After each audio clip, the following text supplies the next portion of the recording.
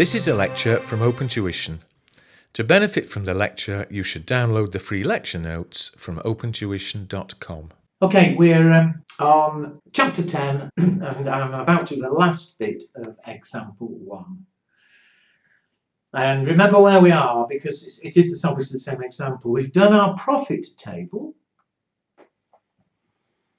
We wanted to make a decision on the contract size, but because we don't know which of the various outcomes is going to occur, we have those 4 different approaches we could use in part B.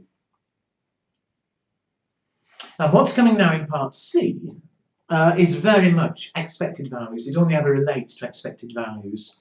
So because I have arrays to give space, remember in part B, when we did expected values,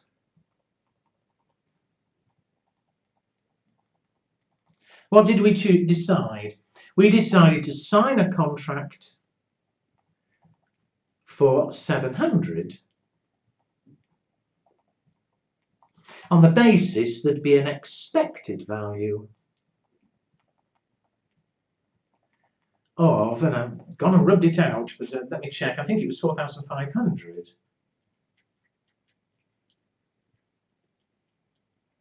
Yes.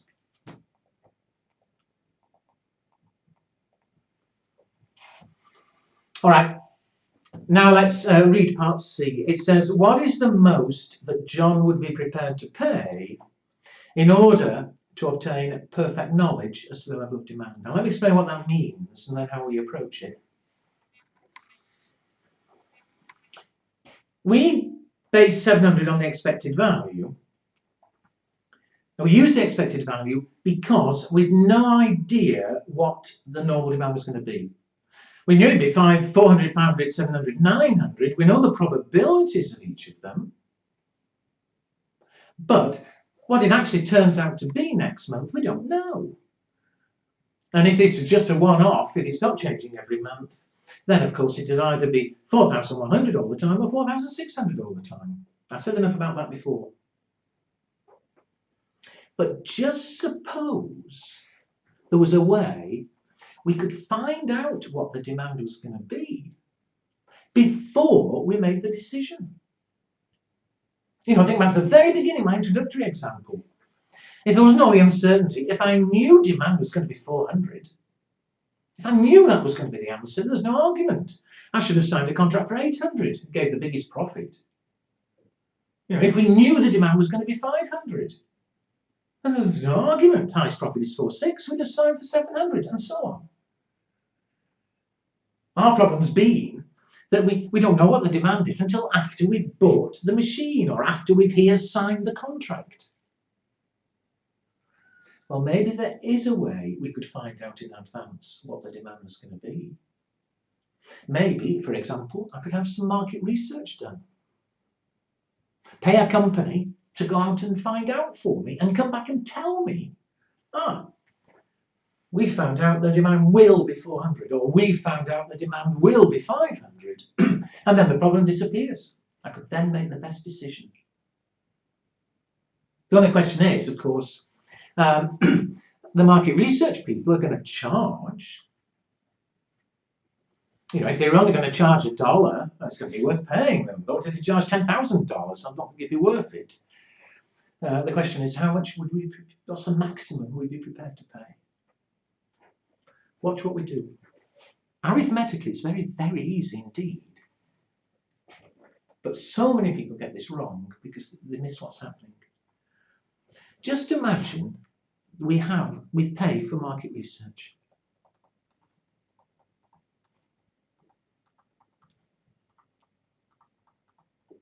Worry about the amount later, but we've got this company to do some market research for us.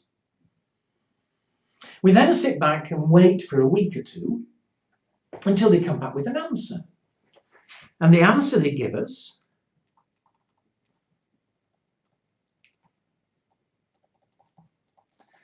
well, we already know it's going to be one of those 4 levels of demand. And so we'll get one of 4 answers. They'll tell us the demand. They may tell us it's 400. Or, of course, they might come back and tell us it's going to be 500 or 700 or 900. They'll give us one of those four answers. Once we know the answer, we'll make our decision.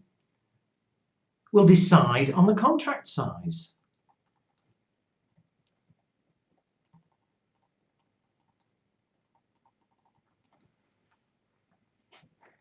Well, if they come back and tell us 400, what decision would we make? If they say it's 400, it is 400. And it's one of those four profits. The highest is 4, we'll choose a contract of size 800. So we'd choose 800, and we'd know the profit would automatically be 4. It'd be certain. What would we do if they came back and told us it'd be 500?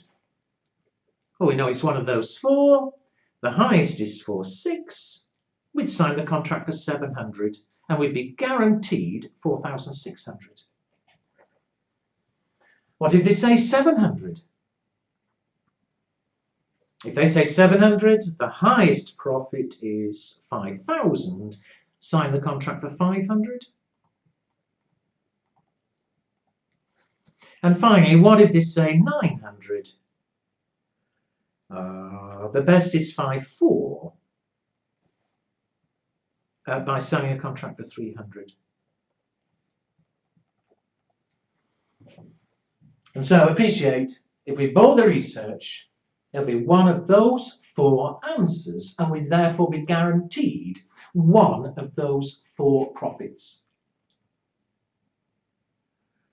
The only problem is, when I decide whether I'm going to employ them, I just don't know what answer they're going to come back with. They may come back and tell me it's 400, they may come back and tell it's 500, and so on. So what's the probability of getting those answers? What's the probability that the answer will be 400? Well, we assume the market research is perfect. And since we already know the probability of the demand being 400 is 0.2, that's the probability that they'll come back with that answer. The probability they'll come back with the answer of 500 is 0.3, of 700 is 0.4, of 900 is 0.1. And so, if we do pay for market research, we'll end up with one of those four profits, with those probabilities. And so what's the expected profit? Multiply and add as usual. So 880, 1380, 2000, 540,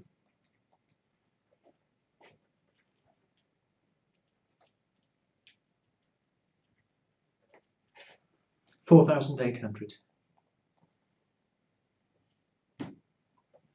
So there's the expected if we buy the research. The expected if we don't buy the research, we already knew, was what? 4,500. And therefore, since it will give us an extra 300, the maximum we're prepared to pay is the difference of 300. So there we are.